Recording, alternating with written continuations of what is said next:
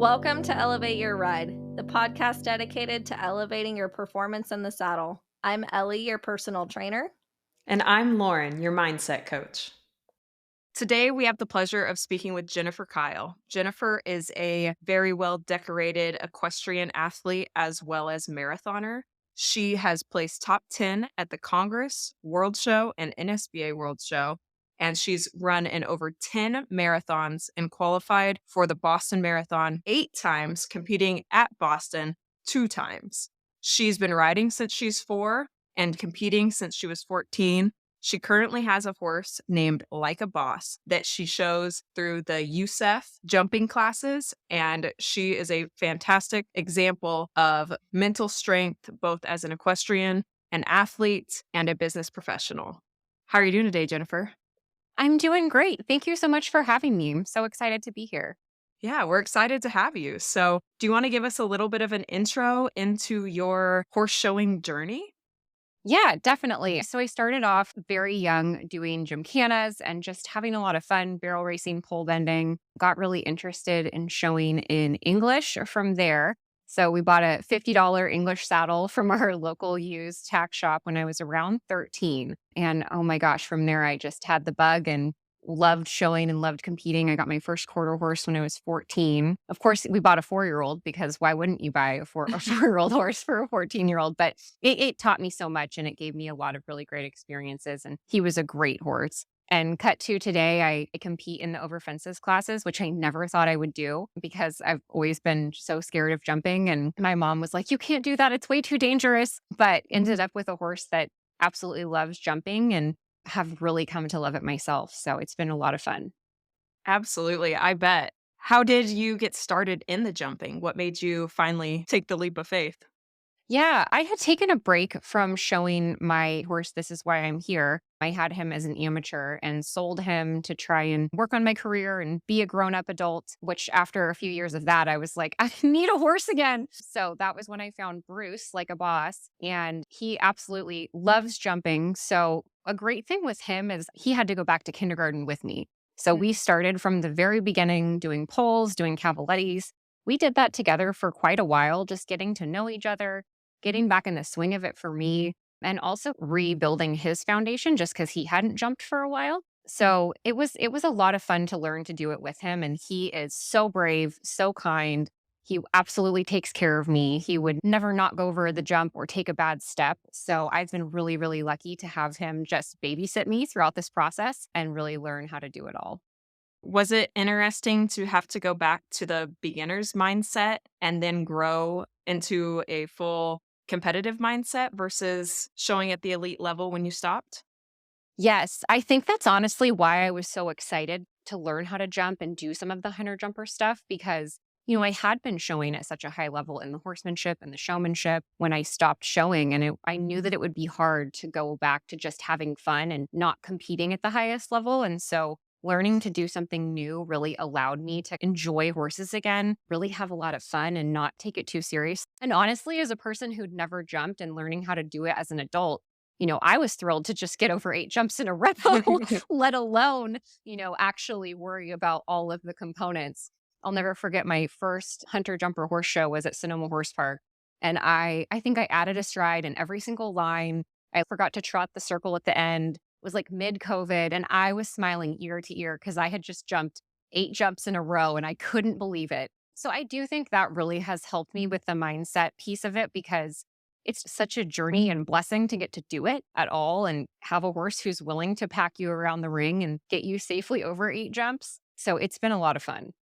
Yeah, absolutely. You were very successful with your previous horse. This is why I'm here. And I'm sure it kind of feels like you get on the hamster wheel of success. And so you have to keep doing better and better each time. So to be able to, just like you said, make it around 8 jumps and be thrilled for that, what a fun way to get back into the horses and reignite your passion.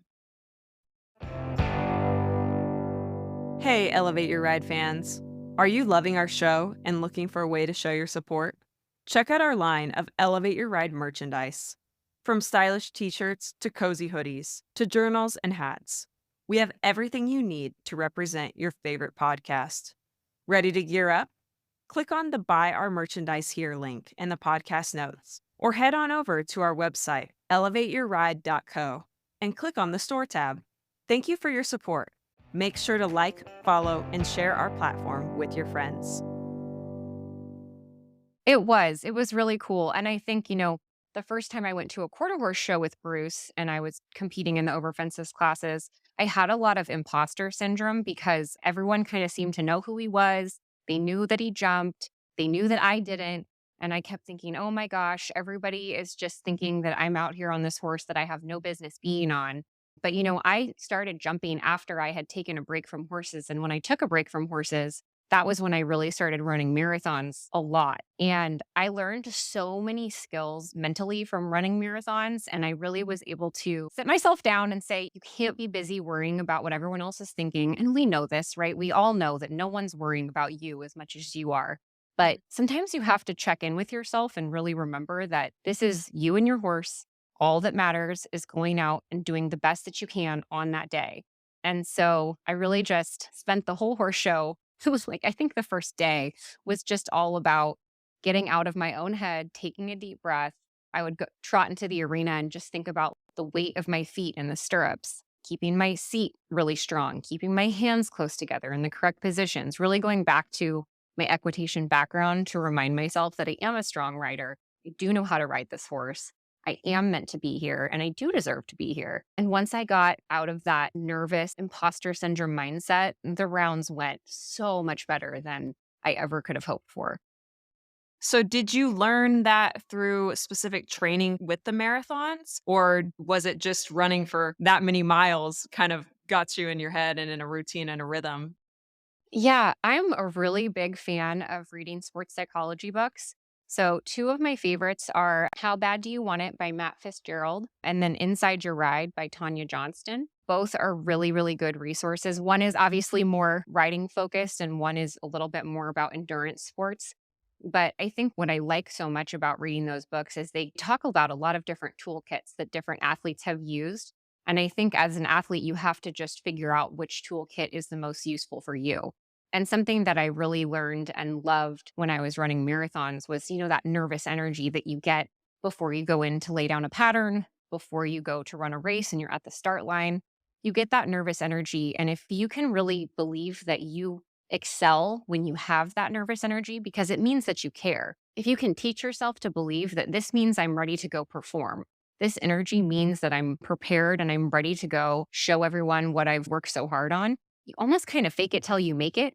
And once you do believe that, you do use that energy and you do go out and you perform better, you compete better.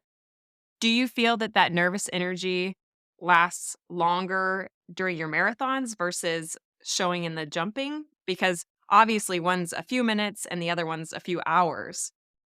That's a really good question. I think in the marathon, the first 6 miles, the first 10K, that's really how long it takes for me for it to wear off. You're kind of in a crowd of runners until that point, and it kind of settles out. You get your pacing, especially at some of the really large world major marathons. They're so full of humans. There's just a wall of people around you. And after the first 6 miles, things sort of break up. You kind of find your rhythm.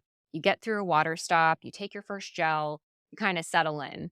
With horses, I honestly feel like the first jump I go over, I'm good. Or like the first maneuver I perform, I'm instantly like in a flow state, settled in. Because I think with a horse, you don't have the luxury of being nervous for that long. Like they need you to be on your game and they deserve that. And so I work really hard to just have a lot of joy and gratitude in what I'm doing and use that to keep me from being nervous. Do you feel that your marathon training has helped you with riding? Oh my gosh, so much. I think that I really didn't understand, and riding helped me with marathon training too. I really knew how to control my breath from having horses, but then stepping away from it, running marathons, when you're running a marathon, it's only you. You don't have to deal with a 1,600-pound animal like I'm dealing with now. But I think, learning how to regulate your heart rate, regulate your breathing, making sure that you're working your plan and being really methodical about something, that is something that marathons taught me. You have to be very exacting with your fueling plan, your pacing plan. Because if you make a mistake with your fueling or your pacing in the first few miles, that is going to cost you 3 hours from that point. You just cannot let your nerves ruin your plan. And so that was something that I really took away from marathon training that has helped me. And I think one other thing would just be the mental toughness. You can't let the outside environment, the things that you can't control, get in your head. So something that I have always struggled with is running in the heat. I don't like it. I don't do well with it. I run early in the morning, so I'm a cold, early morning runner. So in the past, I've had races when it gets a little bit hot. I just lose it. I freak out. I think that I'm going to tank, but I had to learn how to work through that because the fact of the matter is no one can control the weather. And so my first Boston, it was like 80 degrees, and Boston notoriously starts later in the day. So I knew it was going to be really hard. And I spent some time listening to a couple podcasts while I was getting ready, rereading some passages in the How Bad Do You Want It book. And just by the time I hit the start line, I knew that I was going to just run the race that I had in me that day and not worry about whatever preconceived notions I had for the day. Are you looking for that extra competitive edge, struggling with show pin anxiety, or looking to set and achieve meaningful goals with your horse? Schedule a session with me, Lauren, your dedicated mindset coach. As an experienced competitor, I understand the mental demands required to excel at the highest level, and I'm here to support you in building a plan to help you stay accountable and reaching those goals. For more information, check out laurencervelli.com or click on the website link in our show notes. Let's work together to elevate your ride. Mm-hmm. Do you visualize before your rides and before your runs? Very much so. There's a really great book. Dina Castor wrote it. It's called Let Your Mind Run. It's all about the visualization process. And she actually talked about when she would visualize her races, that she would like start sweating because she was visualizing them to the point that she really felt like she was actually running. And just kind of the way that she described that visualization, that really made sense to me. That really resonated with me. And so when I visualize my courses, for example, sometimes in the hunter jumper classes, you're allowed to go out and walk the course beforehand. So that really helps with visualizing, right? Because you've now seen the jumps from the ground. You know what that view between the ears is going to look like. So just like everything from the way that your horse's heart beats against your leg, the way that the reins feel in your hands, the number of breaths you're going to take. I always plan with my trainer where I'm going to take a deep breath in the course. I mean, in theory, it would be fabulous if you were breathing perfectly the whole time. But, I'm still new and still learning. And so reminding myself where in my course I'm going to take a moment to like gather myself up, take a deep breath, settle in. We kind of pre-plan that out ahead of time so that I can work my plan just like in a marathon and know where those stops are going to be. Yeah. You've mentioned breath work a few times. Tell me about what your thought process is in that area. Yes. So I go and see an active release therapist to keep myself from going lame, um, from running and horses and all of the various activities I do. And one day I was having a lot of problems with my low back and my shoulders and just kind of all over my back. And he said, "Take a deep breath for me. Lay down on the table and take a deep breath for me." And so I breathed in and he's like, "Do you see how your chest is moving and not your belly at all?" And I was like, "Yeah. I mean, yeah, I guess so." And he's like, "You're not getting air all the way in." And so he kind of explained to me and walked me through how belly breathing should work and how you can really get air down into your belly. And the first time I started doing it, it felt so weird, felt so uncomfortable, just like when your trainer tells you to, put your shoulders back or kick your leg forward, any new riding position. But I practiced it a lot and, literally getting more oxygen into your body is always going to make you perform better no matter what sport you're doing. So that was something that really helped me. And even just, doing box breathing before I go in to ride a course can really help drop your heart rate. So it's been something that I've really enjoyed using and have found helpful. It's crazy how much of a difference breathing can make, and yet how little we are taught about it, like as young adults. And Right? yeah, it's crazy because it does make a huge difference in every area of your life.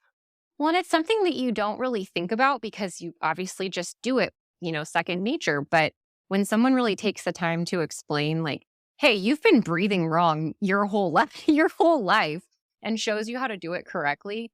I mean, my minute per mile pace dropped significantly when I started doing that correctly because I could just get more oxygen into my body.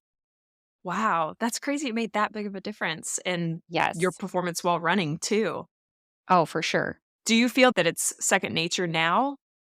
I would say it's definitely an area of opportunity. I notice when I go to public speak at work or, different work events, I can find myself getting I run out of breath because I'm talking fast and I'm naturally somebody who speaks quickly anyway. So that's an area where I have to really remind myself to breathe, take a moment before I start speaking in front of a crowd. I get really passionate and excited about what I'm talking about. And so I have to practice. And I think sometimes even with my horse, the first time I did a 3-foot derby was the NSVA World Show, Oh, which I wow. don't know if that's really advisable, if that is the way anyone should do it. But that was kind of what ended up happening. And I walked in to walk the course and I instantly felt my breath leave my lungs. So I did have to sort of, as I walked the course, stop in several different places and take deep breaths and remind myself, okay, this is where I'm going to take some deep breaths. This is where I'm going to do some belly breathing because I was definitely very nervous. Oh, yeah. And that's a great idea to do the actual breathing when you're walking the course. So that way it kind of instills it a little bit more into your mind and body. So then when you go back and visualize, that part is ingrained in you. Yeah, it has been super helpful, especially, I think with jumping, if it's not something that you learned as a young person, there's so many things to remember. It's just like learning any new maneuver, pivoting, showmanship, whatever it might be. And so it's something that has really helped me to just think through, okay, I have to keep my range short, make sure I take a deep breath, heels down, all of the things. Yeah, because the jumping area is a little bit different style of riding than you did your entire young life. So, how was Yes. that transition mentally of feeling super capable and successful and then going back and learning something completely new? Did you enjoy the learning or was it difficult to learn something completely new? It was extremely humbling. I mean, I have loved it so much, but I mean, oftentimes when I'm taking lessons, I'm with the pony kids because, they need to learn how to count strides. I need to learn how to count strides. And something that I have really learned from this period of my life is there is no one that you cannot learn something from. I don't care how old they are, how accomplished they are, if they have a better horse than you, if they have a pony, it doesn't matter. You can learn something from everybody that you take a lesson with, everyone that you compete with. I think you just have to be open minded to learning. And I mean, getting to lesson with those pony kids, we count our strides out loud. We practice taking sharp turns in the corners, practice just the basics. And I think the basics are something that as you get into the higher levels in a sport, they're something that can be easy to overlook, but they're always going to be the foundation of what you're competing in. So it's been very humbling, but also just so much fun to be new and to learn a new skill that was something I had no idea how to count strides, no idea how the jumping position should look or feel. I've just really enjoyed it. Yeah, and good for you for just having that growth mindset and saying, okay, I'm going to start from the beginning, but I'm going to learn. I'm capable of learning and putting in the work to do it because you have to put in the work. There's no way around it. Yes, thank you. I know I was listening to another one of your guys' episodes where you were talking about the showmanship and the horsemanship and the equitation, that you both love them because you can't shortcut doing the work. And I so feel the same way about the jumping. You have to practice. You have to practice with your horse. You have to know that horse. You have to know exactly what they're going to do, if they're going to change speeds right before a jump, how to adjust. And just that partnership is something that I enjoy so much in the sport. Yeah. During COVID, I jumped a little bit. I mean, I only went to 2 foot, so it wasn't super exciting. Well, it Hey, was 2 exciting foot to me, is amazing, yes. but it was really fun. I didn't know that, Lauren. That's Oh, really? awesome. Yeah, I took lessons from one of my really good friends. She has a beginner jumping program, and she was very kind and patient with me and let me take some lessons with one of her horses, and I loved it. But I found that I would get really anxious right before a jump. I would see the strides, and then I'd be thinking, oh my gosh, I have to make it. I have to make it. Do you ever feel that way going up to the jumps, Jennifer? And if so, what do you do to calm yourself and release that? Oh my God, I feel that way every time.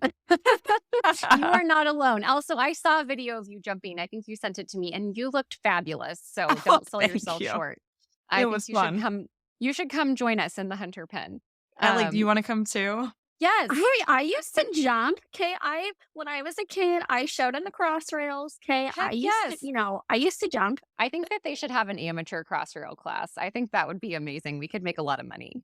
I We would need do that. it. But it still happens to me of that, oh my gosh, especially it's funny, jumps are very optically confusing for me. So if a jump has a lot of fill, I think that it's lower versus if it's just a pole in the ear, I think, oh my gosh, it must be so much higher. And so I've definitely had the benefit of so many wonderful barn friends, trainers that have told me all of their little tricks. So there's a few things that have been told to me that have really worked. One is just look at the top of the top rail. Like find a piece of dirt and look at the top rail and just don't look away, just focus on it and don't think about the rest of the jump because really all you're doing is you're going over the highest point in the jump, which I was like, oh, that makes a ton of sense. And it did help a lot. Another thing that has been very, very helpful for me is counting my strides. So I got to have an amazing lesson with Hope Glenn, who is a trainer out here in California and a judge. And she did a lesson with me once where she had me count 3 strides out from the jump. And when we first started doing the exercise, I was like, well, how would I know if I'm 3 strides out from the jump? Like I'm just cantering toward it. But through doing that exercise, I actually, I learned the skill of how to control where my horse was going up to the jump. And it made me feel like, oh, I'm actually a participant. I'm not just a passenger, grabbing mane and praying that I'm going to make it over this jump. Yeah. So that was really extremely helpful. And then I think something my trainers do with us now is grids. And so they'll send you through a grid, and the grid really all you have to do is sit up and let your horse go through it. And that has helped me with my confidence so much because number one, they look super intimidating, but they are so amazing for your horse because your horse knows what to do once they get in the grid. As long as they have the forward, they will go through it. And so they've really helped me with my body position, my equitation, and just helping me feel really stable on my horse and getting that strength. And so doing some of those different things throughout the years of learning to jump have really helped me just feel a lot more in control, feel a lot more like a participant, and actually be able to help my horse instead of just being like, all right, Bruce, you got this, buddy. Let me know when Yeah. we're on the other side. Yeah, for sure. And with jumping, I would think a little more than the other classes, but you have to trust your horse so much. And that has to be a mental skill set that is only earned over time of doing the jumps, doing the grids, making the distances, them making up for your mistake, right? Yes. Oh my gosh. I feel so incredibly lucky to have Bruce. He saves my life on a regular basis. I would do anything for him. It's definitely a huge amount of trust in your animal. And I think also knowing your horse too.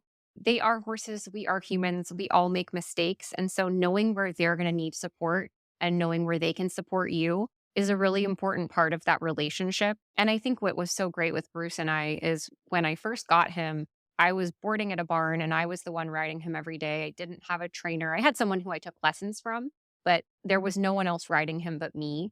And so I got to spend so much time with him on the ground, trail riding, just going out, having fun, just really building a relationship. And so when it did come time to go over the jumps, he has the heart of a lion. He will go over any jump.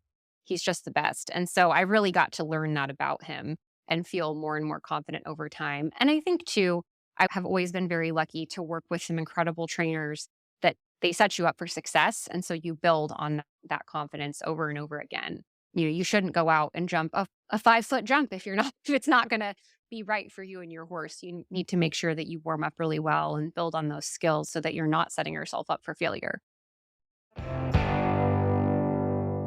Hi, everyone. It's your personal trainer, Ellie. If you're looking to become a stronger, more balanced, and flexible rider, I'm here to help. I offer virtual personal training sessions and customized workout plans that you can complete on your own.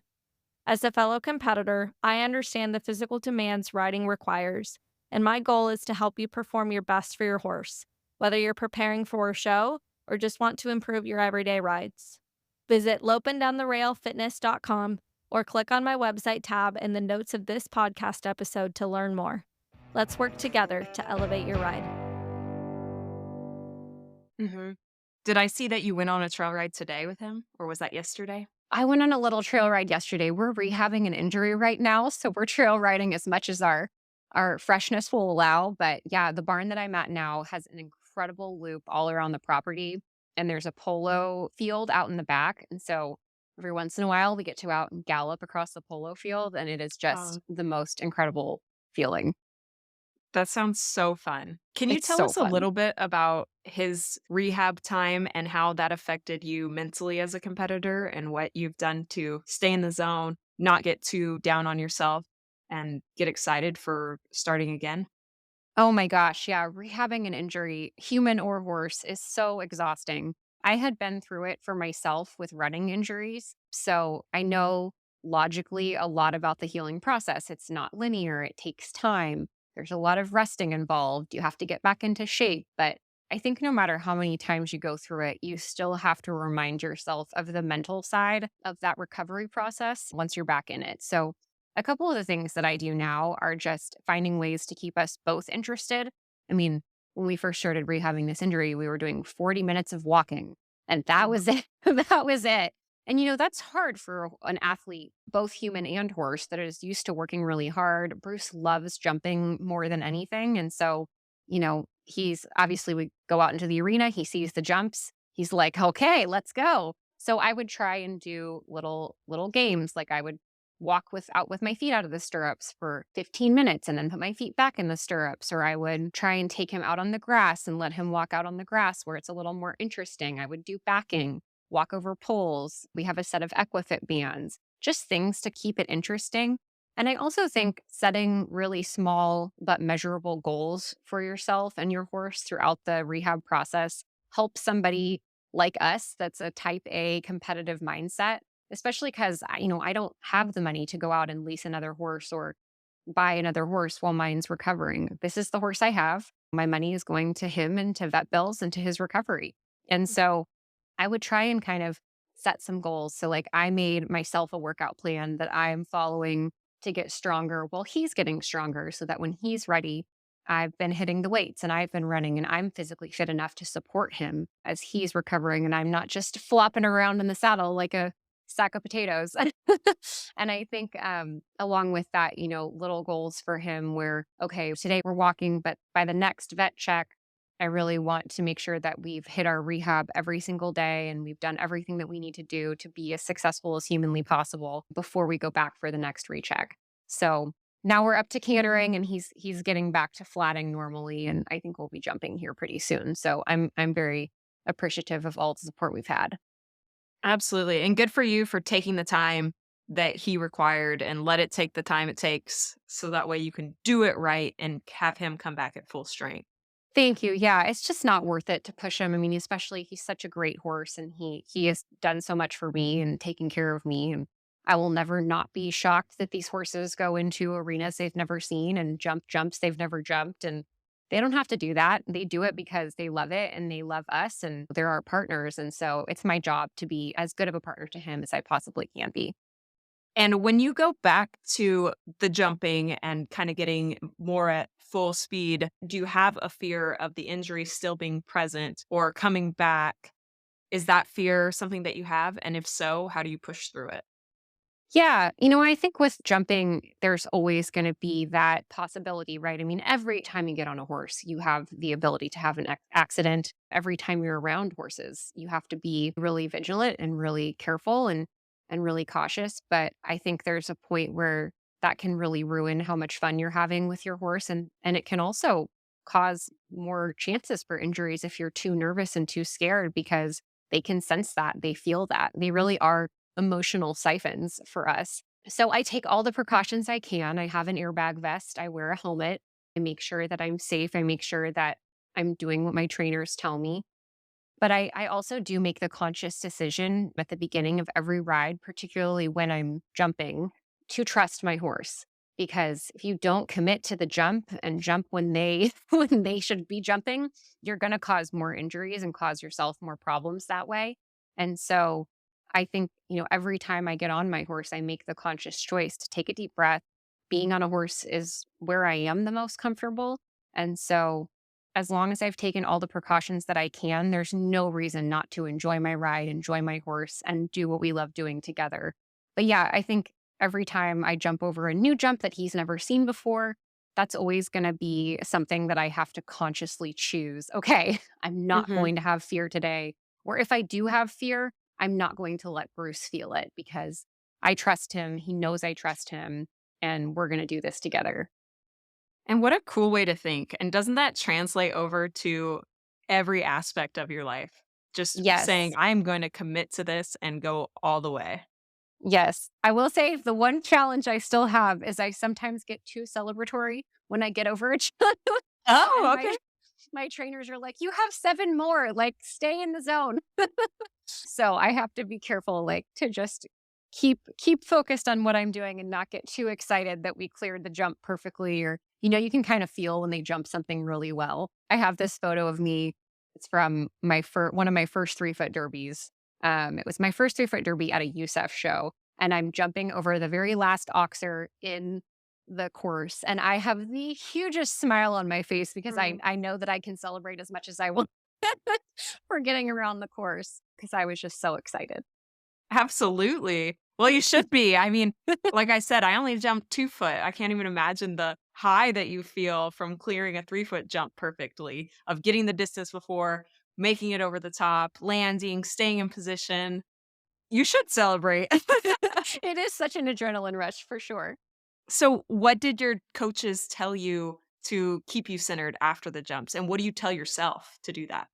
Yeah, I think it's a lot like riding a horsemanship pattern or doing a showmanship pattern where you really know that you need to break each maneuver up separately. So if there's a combination of jumps or there's a line, you ride it almost like one piece of the pattern instead of riding it as one big flowing pattern.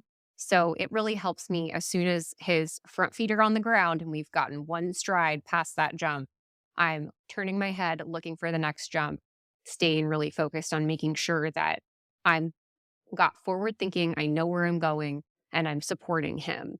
So I think that was a skill, honestly. The showmanship taught me a lot of that because it moves so fast. And because you are running on the ground next to them, you really do have to almost be one step ahead of them mentally and physically. Mhm. And so that was something, showmanship was always one of my favorite events and was something that I really took away from that event and have applied to other parts of my life. Oh, that's great. Do you think you'll ever go back to doing the showmanship, horsemanship, ec type classes?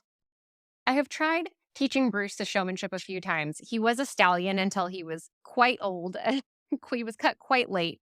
So he may never be the most fabulous showmanship horse, but he does know how to pivot. He knows how to back up. He knows how to set up. But it's hard with the jumping classes because a lot of the AQHA over fences classes are not on the West Coast, and the USEF classes don't have them. Don't have showmanship and horsemanship and equitation. So I don't know if I'll ever go back to it. If I had all the money in the world, would I buy a horsemanship and showmanship horse immediately? Absolutely. But right now we're just focusing on the over fences classes and having a great time doing it. Oh, that's great. How do you like the USEF shows?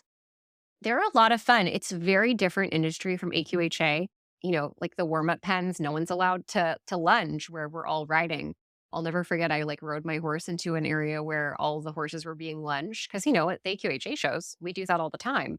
And everybody was horrified. They're like, "Get out." So just like the warm-up pens are very different energy. I think when you've got horses going over jumps, you need a little bit more space and there's a different type of caution that you need in the warm-up pens.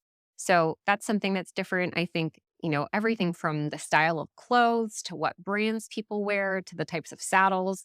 It's just a very different industry. And it was really fun to go to a horse show where I didn't know anything about anything. I didn't know anyone. I had no preconceived notions and just really learn and be, like you said, in that growth mindset, learn about all of the different classes, learn about all the meters, the jumpers, the equitation. It's so much fun. Jumpers are speed, get around as fast as you possibly can with as few rails down.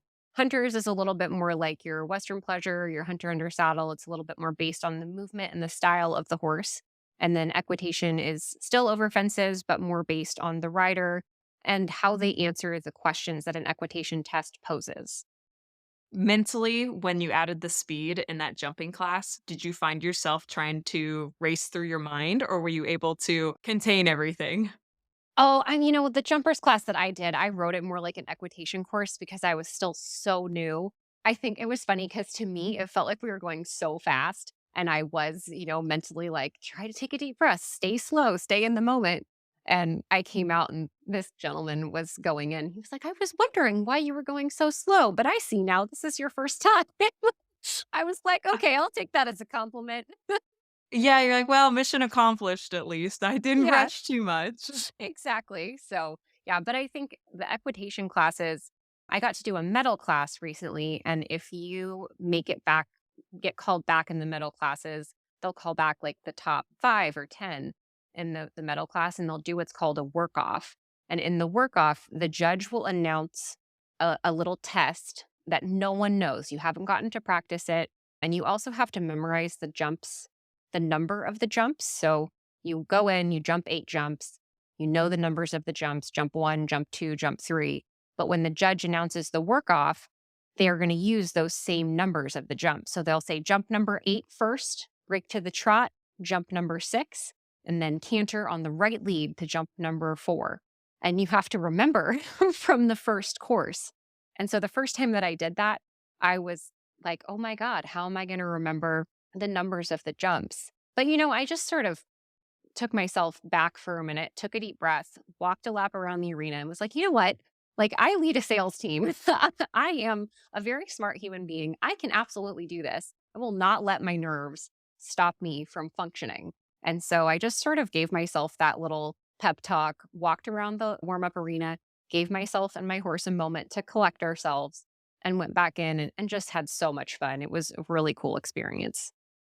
That is a neat concept of bringing people back and then having them go and do a new event and a new challenge. That would be so tough to be given that in that short of a time with that pressure and have to remember it. So good for you to take the time, say, I am a strong, smart, capable person. We can do this and then do it. Thank you. Yeah, it was really cool. And I love the concept that no one knew. So, you're really all on even footing. You've practiced what you've practiced. You've done the work at home or you haven't. You have the horse that you have and you go out and you compete to the best of your ability. You're not going to go fix it in the warm-up pen before you go in. You're not going to be out there schooling before you go in and compete. You have what you have or you don't, and you move on. I just really love that style of class. Jennifer, do you find that you do better in that sort of high pressure, get it done right now, there's no time to practice sort of environment? Or do you prefer it when you have time, you know your pattern ahead of time, you're able to practice the jumps, you're able to practice your course? Which style do you do better with mentally? I have learned to function in both. I think personally, I do a little bit better when I have less time to wind myself up. As amateurs, this is our bank accounts, this is our time off of work. There's so much that we put into this to make it all happen. It's time away from our families and loved ones. And so having less time to sort of ramp up and get myself nervous is almost a good thing for me. But I have learned to function in both areas because you have to, right? Like when you go to the NSBA world, you get the patterns ahead of time. It's not like I'm not going to look like I am human. I couldn't hide them from myself if I tried. So I think just continuing to remember that you can't spin yourself up because that's only going to hurt you and your horse, and just really focusing on work your plan, plan your work. And it's almost like it's a business trip. We're just going to go, we're going to check things off. We're going to lay everything out the night before. We're going to make sure we have all of our things. We're not going to let ourselves spin out because you have worked really hard for it and you deserve that victorious lap around the arena, whether or not that you're the champion. Going out and competing to the best of your ability is the most important part. Thank you to our bronze sponsor for this episode, Healing Strides Counseling Services. Thank you for listening to Elevate Your Ride. Find us on Instagram and Facebook, all linked in the podcast notes. We'll see you next time.